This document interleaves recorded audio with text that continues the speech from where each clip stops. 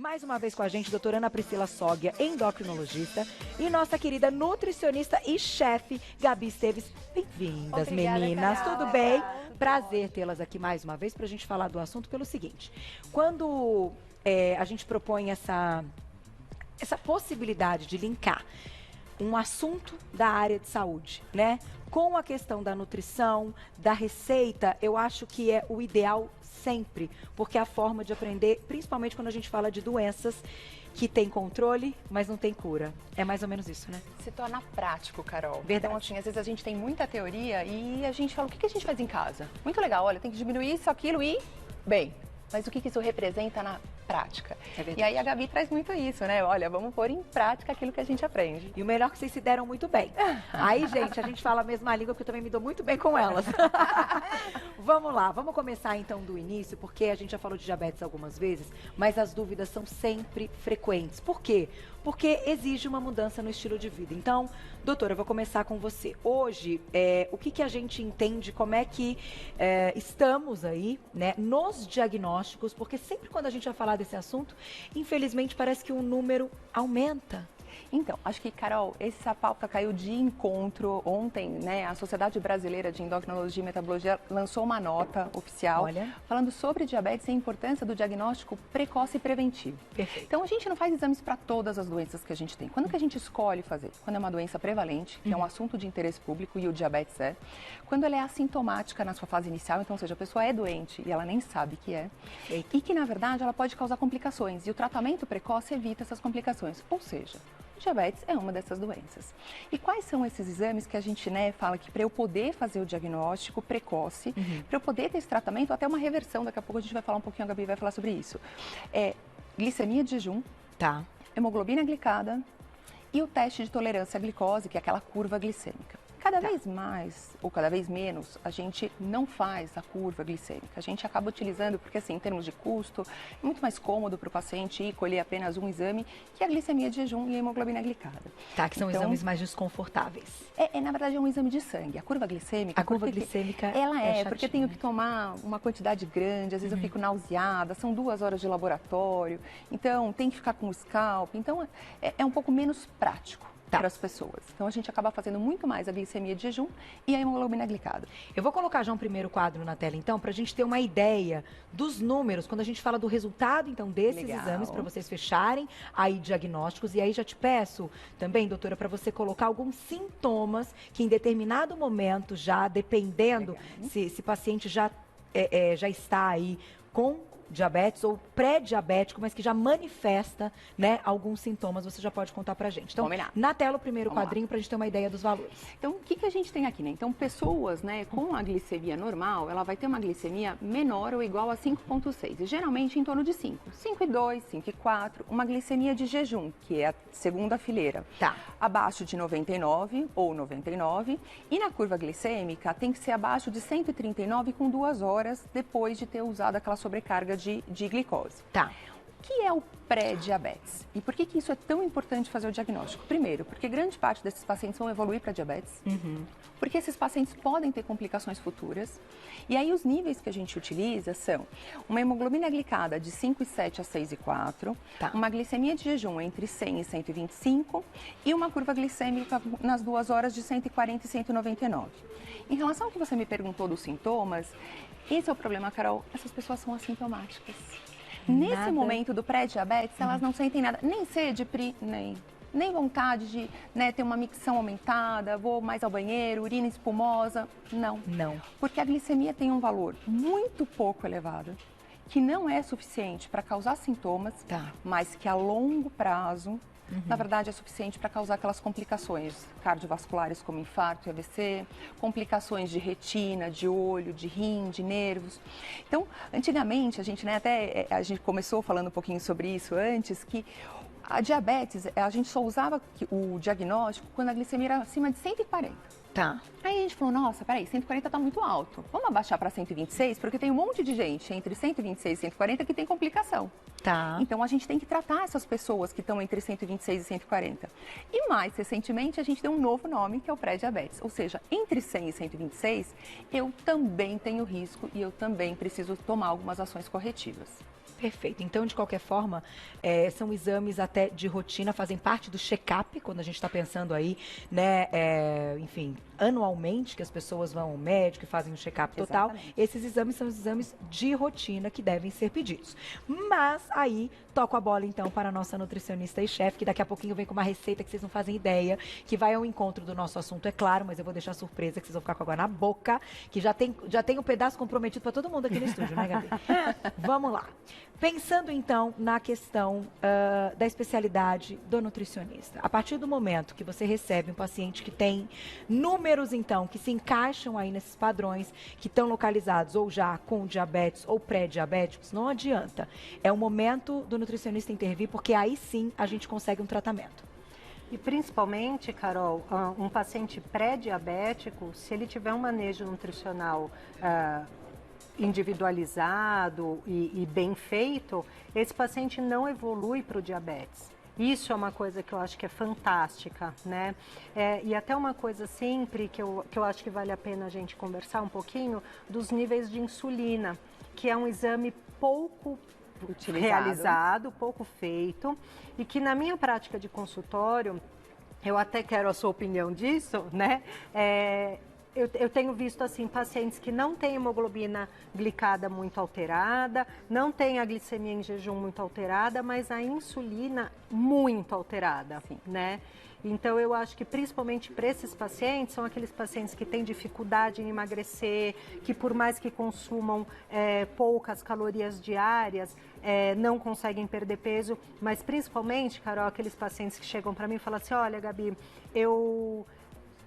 no meio da tarde eu como uma barrinha de cereal, no meio do café da manhã eu como uma banana, meu café da manhã é uma fatia de pão integral com mamão e leite, mesmo assim. Então, Entendi. Quer dizer, a gente fazendo essa análise, você já dá uma luzinha de que essa insulina deve estar alta. Tá. E daí, quando a gente encaminha para o endócrino e averigua isso melhor, vê que realmente essa dieta está mais pesada em carboidrato e carboidratos que fazem essa insulina subir muito rapidamente e que possivelmente se tornarão diabéticos se não mudarem a dieta. Complementando o que a Gabi falou, o que eu acho que é muito importante, né? Que essa insulina, embora ela não entre como diagnóstico de diabetes, dentro do check-up, com certeza para todos os pacientes. Tá. Por quê? Porque eu vou diagnosticar o que vem antes do pré-diabetes, que é a resistência insulínica. Então, justamente, quando eu tenho um paciente que ele é pré-diabético, ele não vai evoluir para diabetes tipo 1, ele vai evoluir para diabetes tipo 2, que é aquele diabetes que está associado com síndrome metabólica, com gordura abdominal. E esses pacientes, antes de começarem a alterar a glicemia, que é o pré-diabetes, ele vai ter uma resistência insulínica. Entendi. O primeiro passo, assim, o primeiro diagnóstico já é uma resistência insulínica. Assim, o primeiro passo é uma pessoa ter uma predisposição genética, mas ganha peso. Entendi. Ter uma gordura abdominal. Quando ela tem essa predisposição e ganha gordura abdominal, ela vai para o primeiro passo, que é a resistência insulínica. Aí depois ela vai para o pré-diabetes e depois ela vai para o diabetes. Então, fazer o diagnóstico na resistência insulínica é mais lindo ainda, porque eu consigo antecipar ainda mais essas e tentar reverter o quadro. E aí, quando a gente pensa nisso, quero ouvir as duas, então, a gente tem uma mesa com algumas propostas, a gente vai falar de índice glicêmico, que eu acho que é sempre uma dúvida e algo importante, então queria que vocês explicassem para o público entender exatamente por que a gente precisa se preocupar com o índice glicêmico dos alimentos e qual é a melhor estratégia, então, quando já temos uma resistência insulínica ou até um pré-diabetes. Perfeito. Vamos lá. A gente já vai começar a falar? Vocês que sabem, né? Pode falar, doutor. Pode falar você, começa. Que susto, né? Olha, Carol, num geralzão, assim, né, que a gente vai falar aqui para muitas pessoas, eu acho que, assim, tem muita informação boa na internet, muitas páginas aí interessantes em Instagram e tudo mais, que pode dar uma pincelada. E vocês acham a tabela do índice glicêmico e de carga glicêmica de inúmeros alimentos na internet de forma segura, tá? Aqui a gente vai falar uma coisa mais geralzão. A gente tem que se preocupar com o índice glicêmico, sim, tá?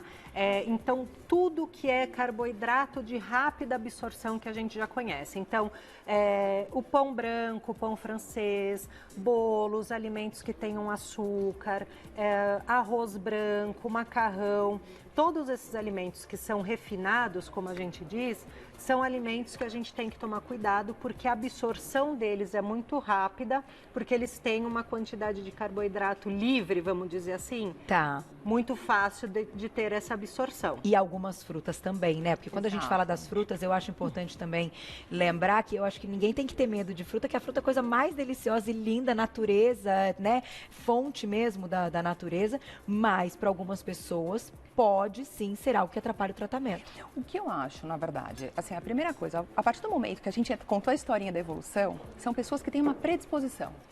Então, nada mais importante do que ela conhecer sobre os alimentos. Porque, por exemplo, se eu tenho uma doença pulmonar e eu tenho falta de ar, provavelmente o que eu como vai interferir muito pouco nisso. Na glicemia e no diabetes, a alimentação interfere totalmente. Certo. Então, para essas pessoas, o conhecimento sobre os alimentos, a composição, como eles funcionam, como eles são absorvidos, é muito importante.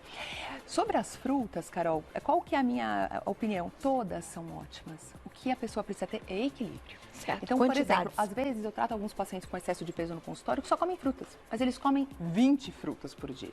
Então, não tem fruta ruim ou fruta boa, mesmo com índice glicêmico mais alto, e a gente vai daqui a pouco falar, eu vou até pedir para colocar o gráfico, para a pessoa poder entender o que é o índice glicêmico. De vez em quando... Não tem problema. Não tem problema. Se eu misturar com uma fibra, eu diminuo esse índice, que é o que a Gabi vai explicar pra gente.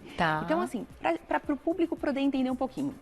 O que é a carga glicêmica? É a quantidade de carboidrato que aquele alimento tem. Certo. Mas a velocidade com que ele vai ser absorvido vai depender do índice. Então, por exemplo, a gente tem aqui uma curva vermelha. Esse tipo de alimento, ele tem um índice glicêmico alto, ou seja, eu faço um pico glicêmico, porque ele é absorvido muito rápido. E aí não dá tempo do pâncreas produzir a quantidade de insulina na mesma velocidade e a minha glicemia acaba ficando alta durante um determinado tempo, até normalizar.